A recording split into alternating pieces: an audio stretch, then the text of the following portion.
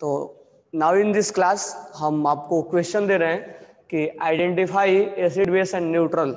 ये क्वेश्चन है, इसमें आपको सॉल्ट दिया गया है, आपको आइडेंटिफाई करना है कौन एसिड है कौन बेस है। तो सबसे पहले हमने ये जानना होगा कि कौन स्ट्रॉन्ग एसिड है और कौन स्ट्रॉन्ग बेस है। तो अल्कली और अल्कलाइन के जो हाइड्रो ऑक्साइड होता है वो स्ट्रॉन्ग एसिड होता है, सॉरी स्ट्रॉन्ग बेस होगा। This one will be strong base. किसका? अल्कली का और अल्कलाइन अर्थ मेटल का हाइड्रो ऑक्साइड स्ट्रॉन्ग बेस होगा। बाकी जितने भी होंगे ना वो सब के सब वीक बेस होगा। ये पर chloric acid, sulphuric acid, nitric acid, phosphoric acid ये स्ट्रॉन्ग एसिड में आता है। बाकी जितने भी आएंगे ना वो सब वीक बेस में, वीक एसिड में आएगा। वीक एसिड में आए, सॉरी वीक एसिड में आएगा। अब हमें इस सॉल्ट को पहचानना है कि सॉल्ट कैसा, तो इसके पेरेंट्स को हमें निकालना पड़ेगा। तो पेरेंट्स कौन इसके? तो CH3COOH और NaOH से मिलकर बना है। ये दोनों को रिएक्शन करोगे ना तो ये बन जाएगा और वाटर बनेगा, यानी एक साइड।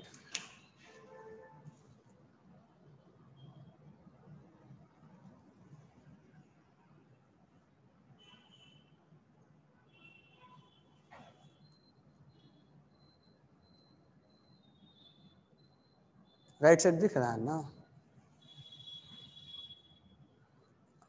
लिख लो यहाँ पे, अल्कली मेटल और अल्कलाइन अर्थ मेटल के जो हाइड्रो ऑक्साइड होंगे वो स्ट्रॉन्ग बेस होगा। अल्कली मेटल और अल्कलाइन अर्थ मेटल के जो हाइड्रो ऑक्साइड होगा वो स्ट्रॉन्ग बेस होगा। बाकी जितने भी हाइड्रो ऑक्साइड होंगे ना वो वीक होगा। ठीक है।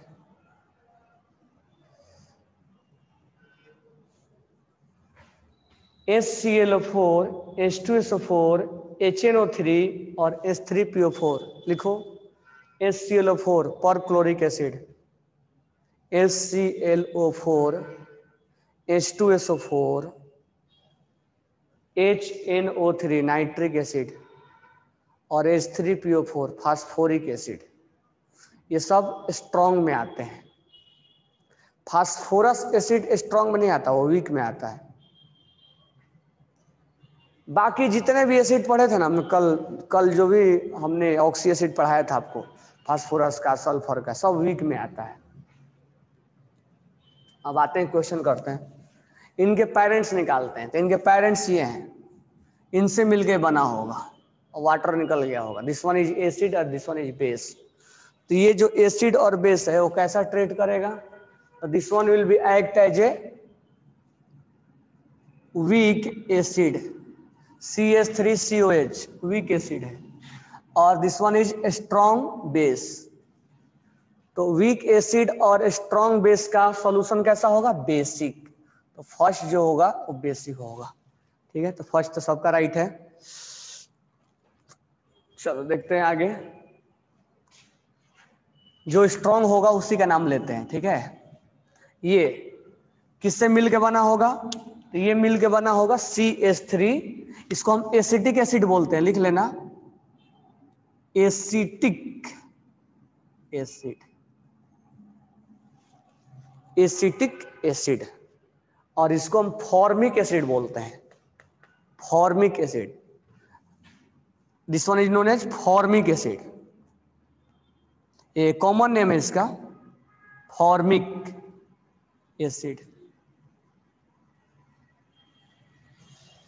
तो ये जो हो जाएगा CH3COOH plus ammonium hydroxide NH4OH, ammonium hydro oxide NH4OH।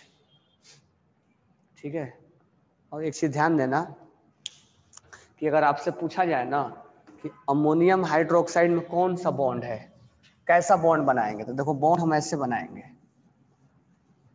Ammonium hydroxide में बॉन्ड ऐसे बनता है, जब भी आपसे पूछा जाए ना कि अमोनियम क्लोराइड में, अमोनियम जब भी वर्ड आए, जैसे केमिकल बॉन्डिंग में कई बार पूछा जाएगा कि अमोनियम क्लोराइड में बॉन्ड बनाओ, तो आप दोनों को सेपरेट कर दोगे।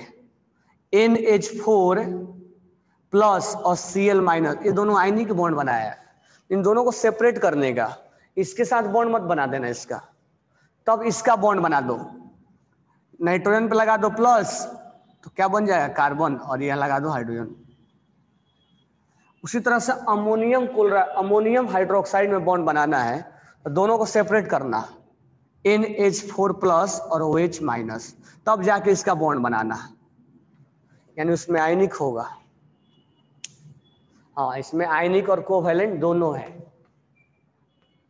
चाहेंगे तो हम कोऑर्डिनेट भी बोल सकते हैं, क्योंकि ये अपना लोन पर H प्लस को डोनेट किया होगा, तो हम कोऑर्डिनेट भी अगर ऑप्शन में है तो भी हम टिक मार देंगे। ठीक है, एक चीज ध्यान रखना कि अमोनियम क्लोराइड दिया जाए या अमोनियम हाइड्रोक्साइड दिया जाए तो सेपरेट करके बॉन्ड बनाना, एक साथ बॉन्ड बना देना।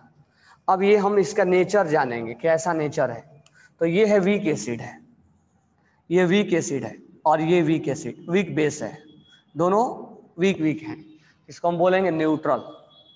तो कुछ ने बेसिक लिखा था, वो गलत है, कुछ ने इसको बेसिक लिखे थे तुम लोग, और ये न्यूट्रल होगा। ठीक है, स्टार्टिंग में कुछ इन्होंने भेजा था वो बेसिक लिखा था, इसको करेक्शन कर लो, न्यूट्रल हो जाएगा।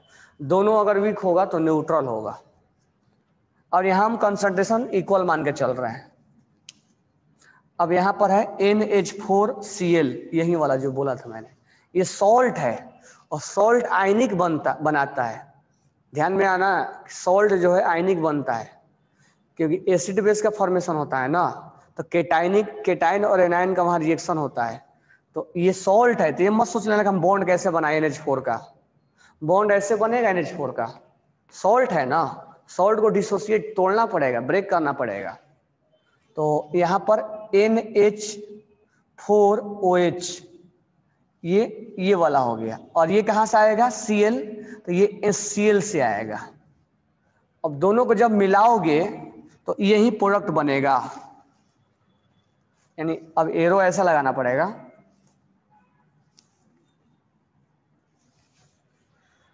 तो ये किससे मिलके बना है उसके पास जाना पड़ेगा।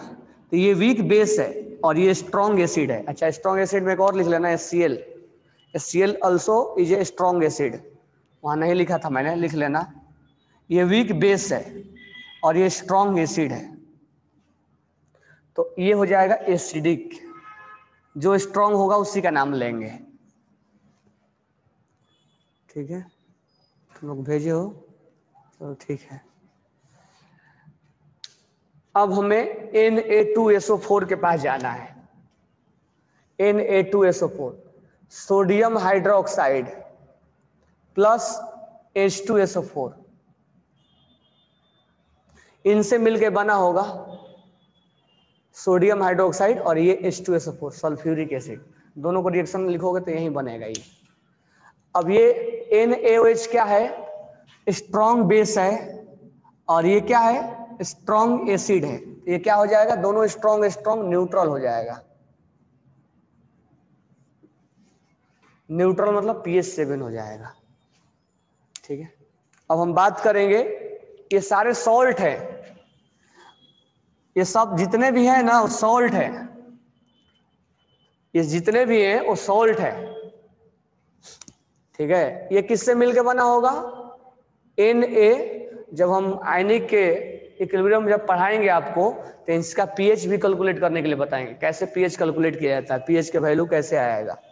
NaOH plus H2CO3 carbonic acid, तो यहाँ पर NaOH जो है वो बेस है, तो ये स्ट्रॉन्ग बेस है और ये वीक एसिड है, वीक एसिड है, तो ये बेसिक हो जाएगा, क्योंकि जो स्ट्रॉन्ग हो उसका नाम लिखते हैं हम। अच्छा, दोनों स्ट्रॉन्ग रहेगा दोनों वीक रहेगा तो न्यूट्रल लिखते हैं, दोनों स्ट्रॉन्ग तो न्यूट्रल, दोनों वीक तो न्यूट्रल। अगर अलग अलग रहेगा तो हम पहचानेंगे। यहाँ पर क्या है, NaOH है, और यहाँ पर क्या है, HNO3 है, नाइट्रिक एसिड है। ठीक है, तो अब हम पता करेंगे NaOH क्या है, स्ट्रॉन्ग बेस है, और HNO3 क्या है, स्ट्रॉन्ग एसिड है ना। Nitric acid is a strong acid, तो ये क्या हो जाएगा, न्यूट्रल हो जाएगा। अब बाइकार्बोनेट है, बाइकार्बोनेट NaOH प्लस ये हो जाएगा H2CO3, NaH और H2CO3 दोनों से मिलकर क्या बनेगा, सोडियम बाइकार्बोनेट।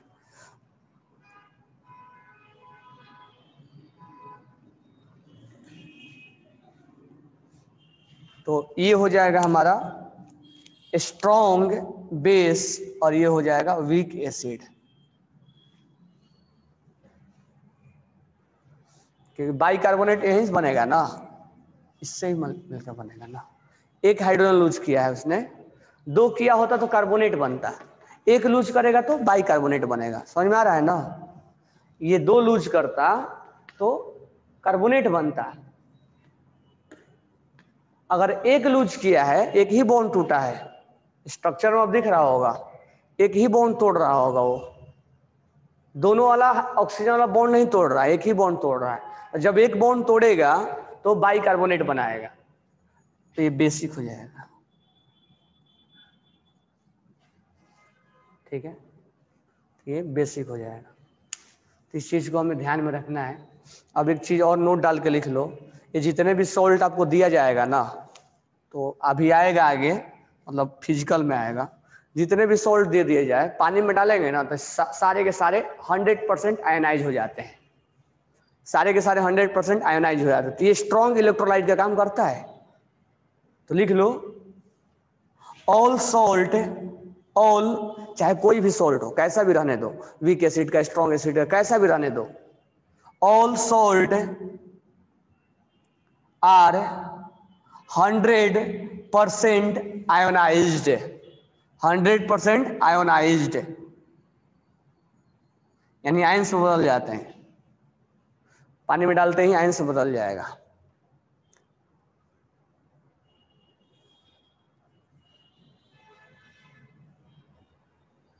ये सोडियम सल्फेट है, सोडियम कार्बोनेट है, सोडियम नाइट्रेट है, सोडियम बाइकार्बोनेट है, सोडियम एसीटेट है, अमोनियम एसीटेट है, और ये अमोनियम क्लोराइड है। All salt are 100% ionised, all salt are 100% ionized and act as a strong electrolyte, act as a strong electrolyte, act as a strong electrolyte मतलब current बहुत जल्दी जल्दी flow करवाता है। Act as a strong electrolyte, ये हो गया। चलो, ये कल हमने बोला था आपसे। अच्छा, एक चीज और बता दे रहा हूं मैं, इस पे ध्यान से देखो। अब यहीं पर थोड़ा सा ये तो क्लियर हो गया ना। अब जो हमने इसका रीजन बोला था, क्या है रीजन की ये एसिडिक हो, ये बेसिक होगा, रीजन देख लो यहीं पर। थोड़ा सा रिपीट कर दे रहा हूँ, हालांकि रीजन जानना उतना इंपॉर्टेंट नहीं है अभी के लिए, ट्रिक सिखा दिया ना, दैट्स एनफ, लेकिन रीजन जानो इसको। अब इसको जब तुम पानी में डालोगे तो यही सब समझ में आएगा, तो अब आसान है रीजन जानना। जब इसको तुम पानी में डालोगे, अच्छा एक चीज ध्यान रखना, पानी का H+ और OH डिस्टर्ब होगा तो वही डिसाइड करेगा कि एसिडिक है कि बेसिक है। पानी में अगर H+ बच गया तो एसिडिक कहलाएगा, पानी में अगर OH बच गया तो बेसिक कहलाएगा, और दोनों नहीं बचा, मतलब दोनों इक्वल अमाउंट में कंज्यूम होगा तो न्यूट्रल कहलाएगा। इस चीज को, इसी कंसेप्ट पर लेके आगे बढ़ रहा है। अब इसका रीजन क्या है, बेसिक क्यों है ये सोल्यूशन, ये सॉल्ट बेसिक है। आखिर क्यों है बेसिक, देखो ध्यान से। ये पानी में डालेंगे तो 100% क्या हो जाएगा, आयनाइज्ड हो जाएगा, और ये Na+ अलग हो जाएगा ना, क्योंकि हमने बोला है कि पानी में डालने के बाद 100% क्या हो जाते हैं, आयनाइज हो जाते हैं। तो ये आयंस बदल गया और ये आयंस बदल गया। ठीक है, अब इसके बारे में हम नेचर पता करेंगे कि नेचर क्या है। तो देखो, ये अगर स्ट्रॉन्ग है तो ये वीक होगा, इसको बोलेंगे वीक कंजुगेट, वीक कंजुगेट। ये अगर वीक है तो ये क्या होगा, स्ट्रांग होगा। कल हमने बताया था ये इसी से मिलकर बना है ना, इधर अगर तोड़ेंगे तो ये वीक होगा तो इसका कंजुगेट स्ट्रांग होगा, ये स्ट्रांग है तो इसका कंजुगेट वीक होगा। तो एक चीज तो हमने जाना था इसको। दूसरा हमने क्या बोला था, दूसरा हमने बोला था कि स्ट्रांग वाला ही पानी के साथ रिएक्शन करता है। स्ट्रांग आयंस का या कंजुगेट का हाइड्रोलाइसिस होता है, यानी स्ट्रांग कंजुगेट विल हाइड्रोलाइज्ड। इस चीज को ध्यान में रखने का, स्ट्रांग वाला ही वो पानी के साथ रिएक्शन देगा, वीक वाला पानी के साथ रिएक्शन नहीं देगा। उसको मैं हटा दे रहा हूं, कितना इतना बता देंगे हो जाएगा हमारा, इतना बता दे रहा हूं।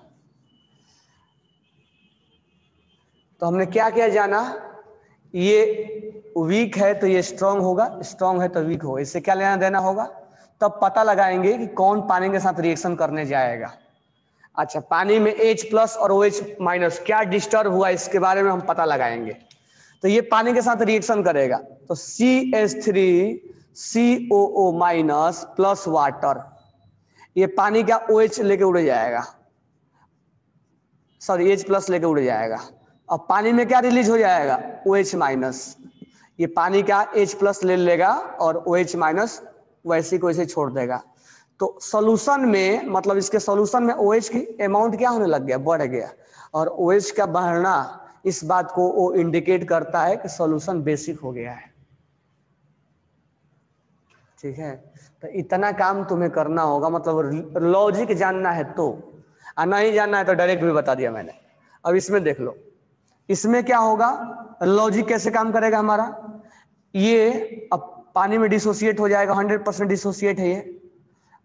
अब ये देखो, ये वीक है तो ये क्या होगा, स्ट्रॉन्ग। ये वीक है तो ये क्या होगा, स्ट्रॉन्ग। ठीक है, तो अब ये क्या होगा, CH3COO- प्लस वाटर, यानी दोनों पार्ट रिएक्शन करेगा, वाटर से करेगा। तो ये CH3COO- क्या हो जाएगा, H, और OH रिलीज करेगा। ये क्या करेगा, NH4 प्लस, और ये क्या करेगा, वाटर। तो NH4OH, NH4।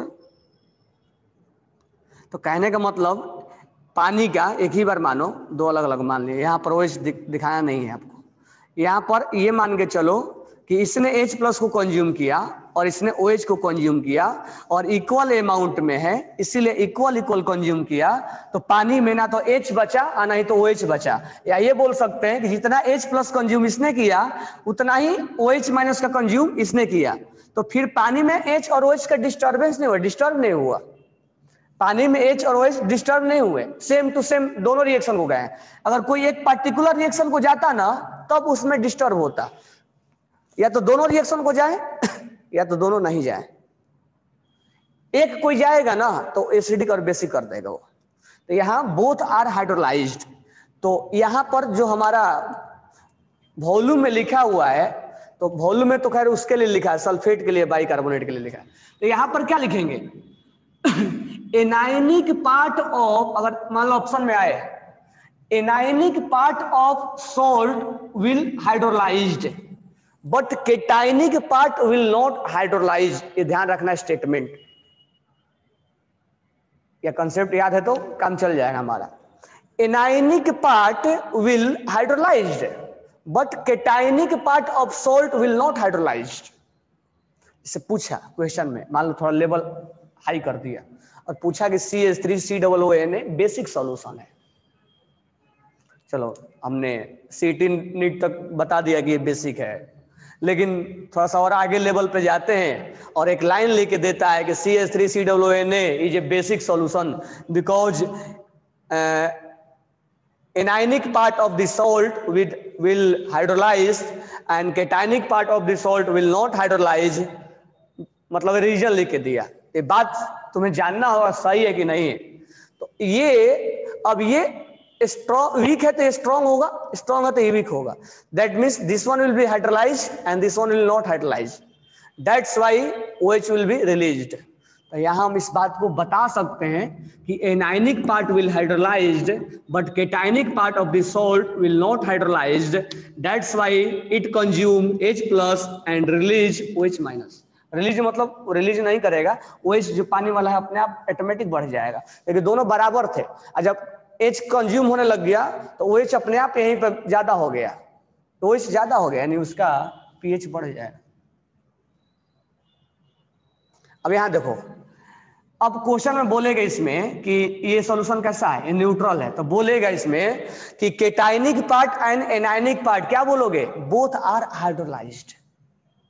केटायनिक part and anionic part both are hydrolysed.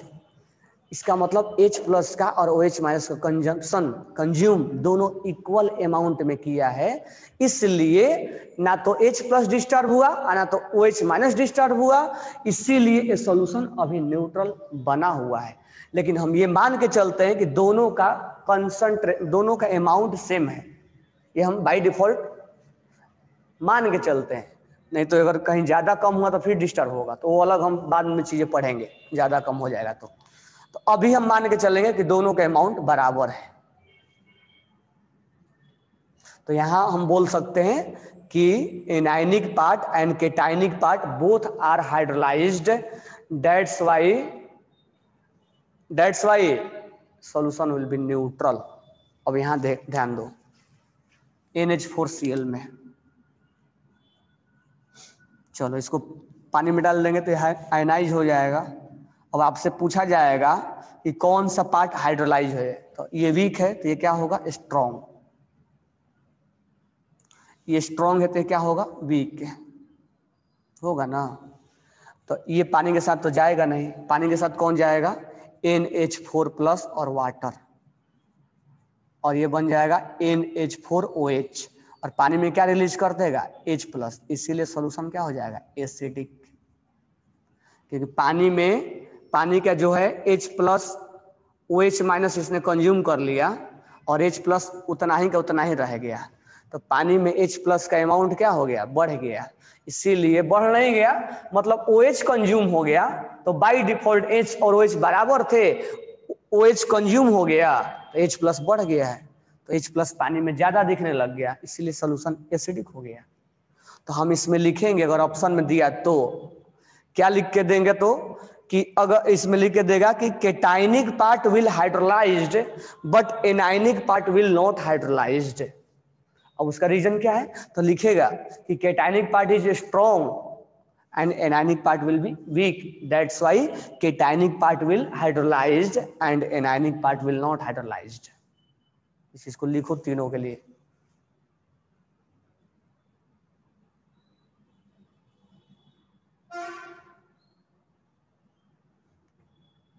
लिख लेना यहाँ पे. क्लियर हो गया ना, स्ट्रॉन्ग वाला ही हाइड्रोलाइज होगा, तो इस स्ट्रॉन्ग वाला ही हाइड्रोलाइज होगा.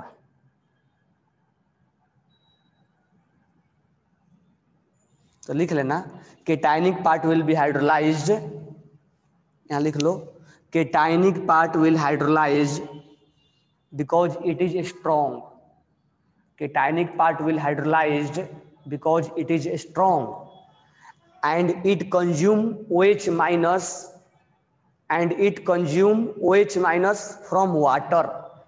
लिखो मैं बोल रहा हूं, NH4 plus cationic part, NH4 plus cationic part will hydrolysed, मतलब वाटर के साथ रिएक्शन करने जाएगा, will hydrolysed because it is strong conjugate base, because it is strong conjugate acid, because it is strong conjugate acid. ये base है ना तो ये एसिड बनेगा, because it is strong conjugate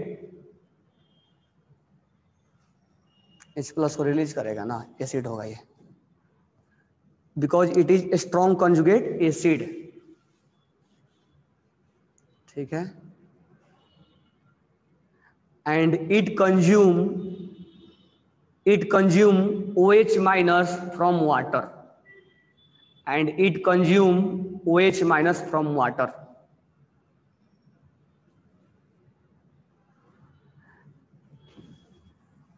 By that concentration of H plus will increase. By that concentration of H plus will increase. Hence solution is acidic. Hence solution is acidic. By that concentration of H plus will increase. Hence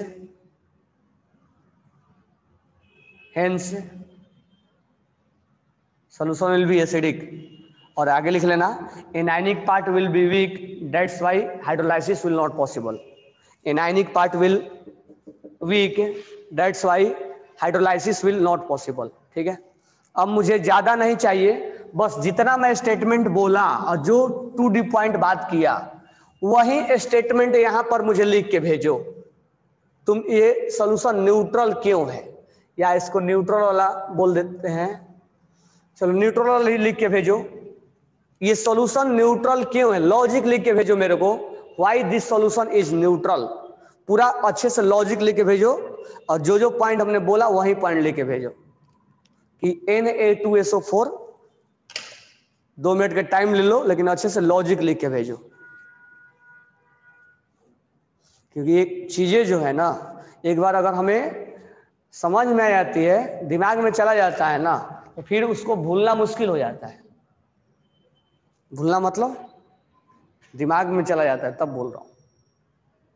ऐसे तो हम normal भूल भी सकते हैं, तो इसको हमें कंसेप्ट दिमाग में जाएगा तो हम भूलना मुश्किल हो जाएगा हमें.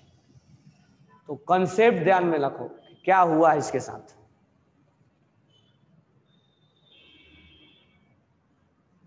चलो बताओ जल्दी से लिख के, आराम से लिख के बताओ, अच्छे से लिख के बताओ.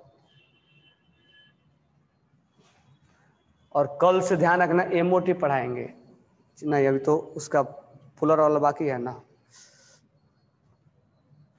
पोलर और नॉन पोलर का वो करवाएंगे.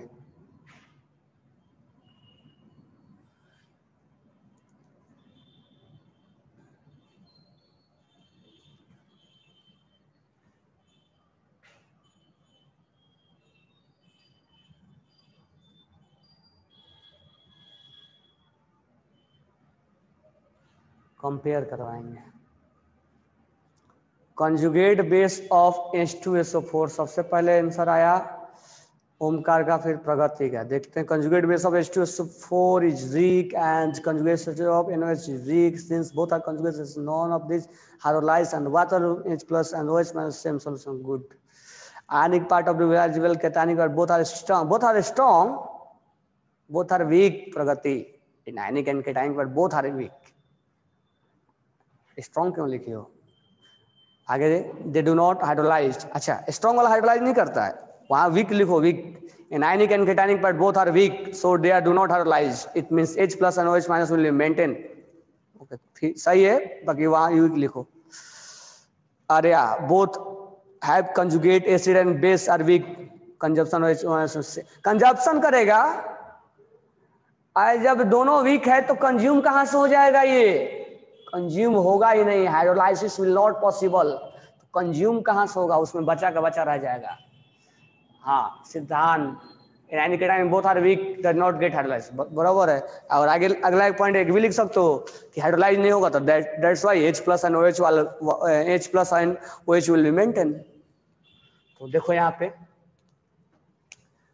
सिंपल सा लॉजिक है. ये इसके पेरेंट्स तो ये है ना. अच्छा, इसको पानी में डालेंगे तो क्या बनेगा, ये बनेगा Na+ और ये बनेगा SO4-2. ठीक है, अब इनके बारे में पता लगाएंगे क्योंकि इनको पानी के साथ रिएक्शन करना है. तो ये स्ट्रॉन्ग है तो ये क्या होगा, वीक होगा. ये स्ट्रॉन्ग है तो ये क्या होगा, वीक होगा. This one will be weak. Weak conjugate, ये बेस है तो क्या होगा, ये एसिड होगा. Weak conjugate base acid. वो स्ट्रॉन्ग है, सब उल्टा हो जाता है. ये स्ट्रॉन्ग है तो ये वीक है, और ये बेस है तो ये एसिड हो जाएगा. बस कंजुगेट नाम लगा देते हैं. NOH is a strong base, so it form weak conjugate acid. बरोबर. H2SO4 is a strong acid, it form conjugate weak conjugate base do not hydrolyze, therefore equilibrium between H plus and OH minus will be maintained. Equilibrium नहीं बोलेंगे, equilibrium फिर अलग term हो जाएगा, वो बोल रहे हैं कंसंट्रेशन ऑफ H plus और OH minus will be maintained, solution will be neutral. ठीक है मिका, वेदांत, पवार, ओमकार, चलो ठीक है. ये स्ट्रॉन्ग है तो ये क्या होगा, वीक होगा. ये एसिड है तो ये क्या होगा, वीक कॉन्जुगेट बेस होगा ना. अब दोनों वीक है तो हम लिखेंगे कि क्या लिखेंगे, NaOH is a strong base and its conjugate is weak conjugate acid. H2SO4 is a strong acid and its conjugate is weak conjugate base होगा ना. And we know that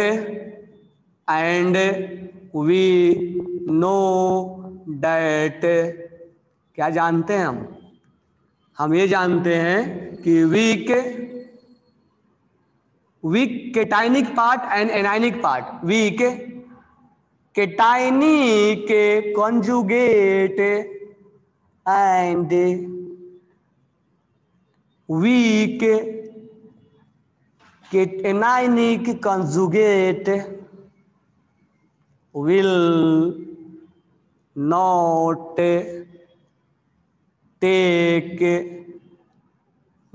hydrolyzed, उतना लिख दो, कहा था कहीं नहीं लिखना है, hydrolysed, will not hydrolyse.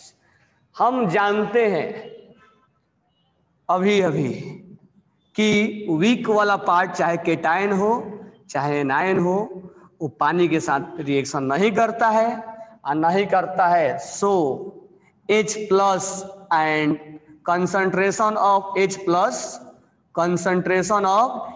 plus and OH minus will be maintained. इनको दुनिया उजाड़ने वाला कोई था ही नहीं, तो इसीलिए मेंटेन है. और जब मेंटेन रहेंगे तब न्यूट्रल रहेगा, इसीलिए न्यूट्रल रहेगा, pH 7 रहेगा इसका और सॉल्यूशन न्यूट्रल होगा.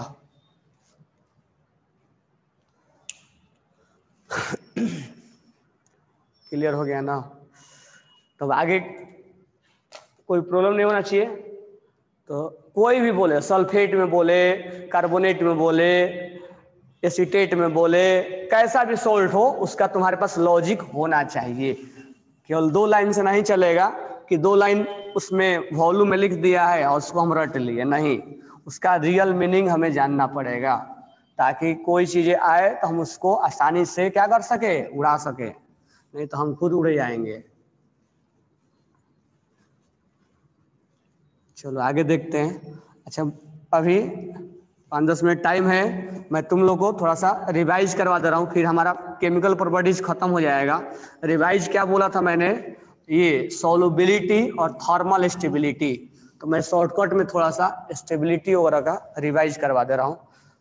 हालांकि पढ़ाया हूँ आयनिक में, लेकिन एक बार फिर से थोड़ा सा रिवाइज करवा दे रहा हूँ. ठीक है, तो जल्दी से मुझे ये बताओ, Na plus Zn plus 2 copper plus 2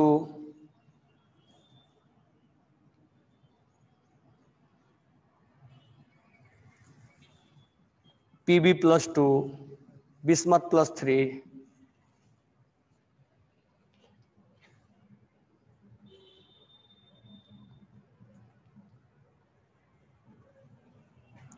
cadmium plus 2 mercury plus 2 silver plus zinc plus 2. अब मुझे Mg प्लस 2 एल्युमिनियम प्लस 3, जल्दी से मुझे लिख के बताओ कौन सा केटाइन जो है वो इनर्ट गैस कॉन्फ़िगरेशन है, इनर्ट गैस कॉन्फ़िगरेशन है, और कौन सा केटाइन सूडो इनर्ट गैस है, सूडो इनर्ट गैस है। और कौन सा केटायन नॉन इनर्ट गैस है?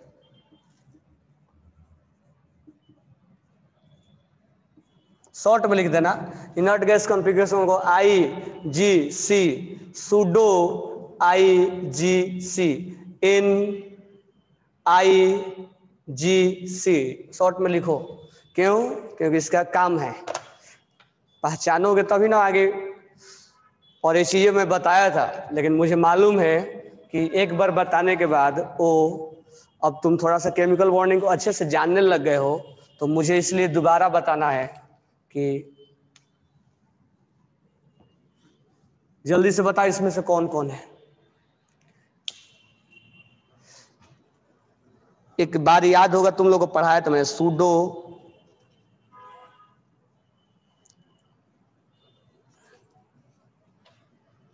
फजांस रूल याद है कि भूल गए? मुझे बस इतना ही जानना है कि CuCl में और NaCl में दोनों को आयनिक है, कोवैलेंट किस में ज्यादा है? कोवैलेंट कैरेक्टर किस में ज्यादा होगा? कोवैलेंट कैरेक्टर किस में ज्यादा होगा? AgCl में और KCl में कोवैलेंट कैरेक्टर किस में ज्यादा होगा?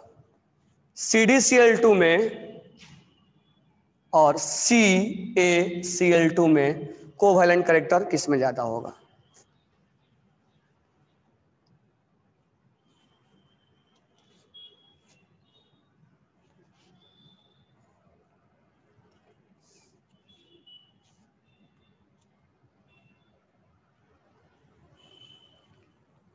फिर है PdCl2 में और CaCl2 में कोवैलेंट कैरेक्टर किस में ज्यादा हो?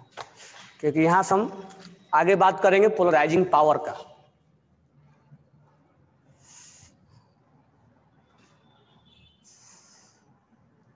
Na inert gas, zinc, cadmium, mercury, pseudo inert gas.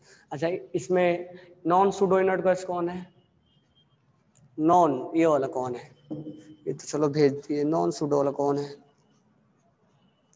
Non pseudo वाला याद है कि भूल गए?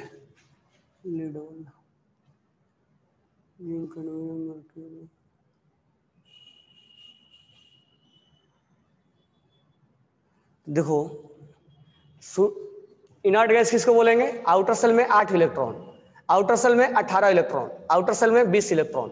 और ये सब पढ़ाया हूं, ऐसा नहीं कि फर्स्ट बार पढ़ा रहा हूं, लेकिन मुझे मालूम है केमिकल बॉन्डिंग जब वहां पढ़ाया था तो फजांस उतने। अब फिर से सोच लो कि inert gas, pseudo inert gas और नॉन इनर्ट गैस, इसमें तीनों में अगर दिया जाए तो सबसे ज्यादा अट्रैक्ट यानी पोलराइजिंग पावर केटाइन का, केटाइन का पोलराइजिंग पावर हम कैसे डिसाइड करते हैं? जिससे साइज छोटा होता है, लेकिन यहाँ पर तो बिल्कुल अलग अलग है। हम कैसे डिसाइड करेंगे? सबसे ज्यादा पोलराइजिंग पावर होगा सूडो इनर्ट गैस कॉन्फ़िगरेशन का, then non inert gas configuration का, देन इनर्ट गैस कॉन्फ़िगरेशन का। मान लो हमें सोडियम वगैरह दिया जाए टॉप टू बॉटम, तो हम तो डिसाइड कर लेते हैं अल्कली मेटल में, लेकिन एक डी ब्लॉक का उठा के दे दिया जाए और एक पी ब्लॉक का दे दिया जाए और एक जैसे मान लो लीड का दे दिया जाए पी ब्लॉक वाला, और एक दे दिया जाए एस ब्लॉक वाला, और एक दे दिया जाए डी ब्लॉक वाला, तो कैसे मालूम चलेगा कौन? क्योंकि हम पोलराइजिंग पावर फजांस रूल में पढ़ चुके हैं, पोलराइजिंग पावर फजांस रूल में पढ़ चुके हैं, लेकिन हमने उतना ही पढ़ा है, हालांकि ये सब बताया हूं मैंने कि साइज किसका ज्यादा है किसका कम है, चार्ज वगैरह बेसिस पे देखें, लेकिन अगर डी ब्लॉक आ जाए एस ब्लॉक आ जाए तो वो हम ऐसे बताएंगे। ठीक है, तो इसको दोबारा भी लिख लेना या इसको ध्यान से, पोलराइजिंग पावर किसका ज्यादा है, तो पोलराइजिंग पावर जो होगा। अब ये सब चीजें कैसे डिसाइड, क्या हम कर रहे हैं? तो हमारा काम है थर्मल स्टेबिलिटी निकालना।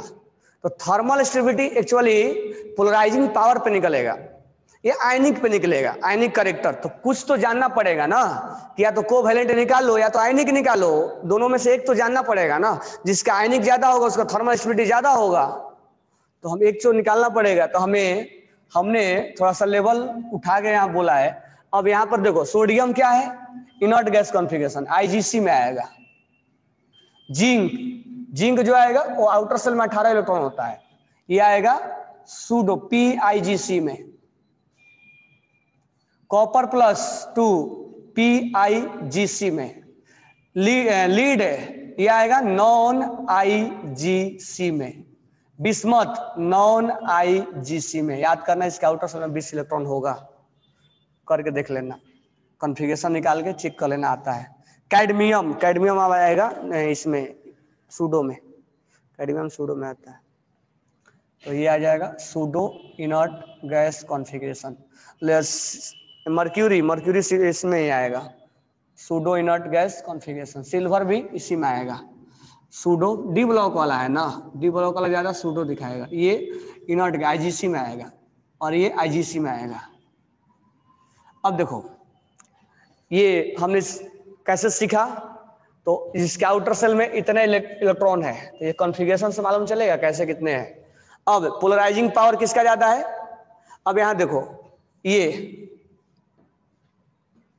यहां पर ये देखना, यहां पर Cu प्लस है ना,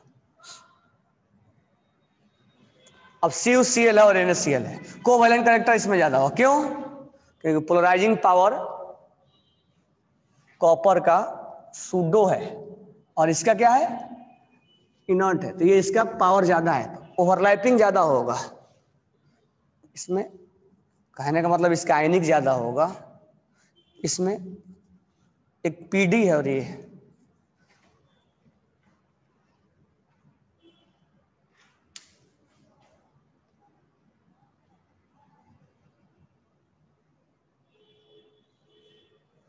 सूडो सूडो सूडो, ये सूडो ना को पीडी है ना, पीडी दिया गया। अच्छा पीडी, पीडी वाला,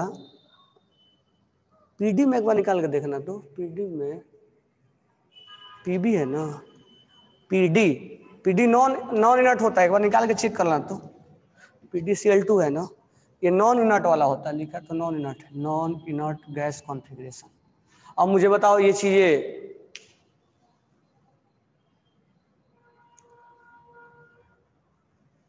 कॉपर +2 नहीं, अच्छा कॉपर +2 दिया है क्या मैंने, कॉपर प्लस लिखना, फिर तो हो जाएगा, दो इलेक्ट्रॉन लूज कर देगा। कॉपर प्लस लिखना तब 18 आएगा ना, कॉपर प्लस में क्या हो जाएगा, तब 18 आएगा, 28 के लिए 18 आएगा, 2, 8 और 18, कॉपर प्लस लिख लेना। अब देखो हमने फजानसूल पढ़ाया आपको कि फजानसूल में पोलराइजिंग पावर डिसाइड करते हैं ना, जिसका साइज कम होता है उसमें ओवरलैपिंग क्या होता है ज्यादा, मोर ओवरलैपिंग मोर कोवैलेंट। लेकिन हमें एस में एस का हम कंपेयर कर रहे थे, अब एस में हम डी क्या कंपेयर करेंगे, उस केस में हमें इसकी जरूरत पड़ता है, कौन सूडो है, कौन नॉन इनर्ट है और कौन इनर्ट है, इसकी जरूरत पड़ता है। और इसमें इसका पोलराइजिंग पावर ज्यादा होता है, पीपी लिखा हुआ है पोलराइजिंग पावर, पोलराइजिंग पावर, तो इनमें इसका पोलराइजिंग पावर ज्यादा होगा। तो याद रखना, अब ऐसे भी याद रख सकते हो नॉर्मल, मतलब दिमाग वगैरह नहीं लगाना, ऐसे नॉर्मल, एक डी ब्लॉक का क्लोराइड है और एक एस ब्लॉक का क्लोराइड है, तो एस ब्लॉक वाला आयनिक ज्यादा होगा। एक डी ब्लॉक का क्लोराइड है और एक एस ब्लॉक का क्लोराइड है, एस ब्लॉक वाला आयनिक ज्यादा होगा। एक एस ब्लॉक का क्लोराइड है और एक डी ब्लॉक का क्लोराइड है, एस वाला आयनिक ज्यादा होगा। एक एस वाला आयनिक है और एक डी वाला आयनिक है, तो एस वाला आयनिक ज्यादा होगा। तो इस चीज को ऐसे नॉर्मल भी ध्यान रख सकते हो, और नहीं तो लॉजिक कहीं पूछेगा तो उसका लॉजिक ये दे सकते हो, और नहीं नॉर्मल जल्दी से आंसर करना है तो s is form more, s block will form more ionic than d block, क्योंकि वो आसानी से लूज कर देता है ना। ठीक है, तो इसके ऊपर हम कल थोड़ा सा, ये मैं इसलिए बताया कि कल हम स्टेबिलिटी के बारे में थोड़ा डिस्कस करने वाले हैं। तो स्टार्टिंग में जो स्टेबिलिटी हो आयनिक पे डिपेंड करेंगे हम, कि जैसे सल्फेट का है, बाइकार्बोनेट का है, या नाइट्रेट का है, सल्फेट का, सब लिखवाया था मैंने आयनिक में। स्टेबिलिटी टॉप टू बॉटम बढ़ता है, हम एस वाला लेंगे, ये जानबूझ के तुम्हें थोड़ा थोड़ा उसमें रिवाइज करवाया। एस वाला लेंगे तो एस वाला में टॉप टू बॉटम स्टेबिलिटी बढ़ेगा। थोड़ा सा सॉल्युबिलिटी के बारे में रिवीजन करेंगे, तब हम स्टार्ट करेंगे आपका केमिकल ये प्रोडक्ट बनाना स्टार्ट करेंगे। सॉल्वे प्रोसेस, सोडियम बाइकार्बोनेट वगैरह बनाएंगे हम, ठीक है। दो तीन कंपाउंड फॉर्म करेंगे, उसके बाद हम अल्कलाइन अर्थ मेटल पढ़ेंगे। अल्कलाइन अर्थ मेटल में इतना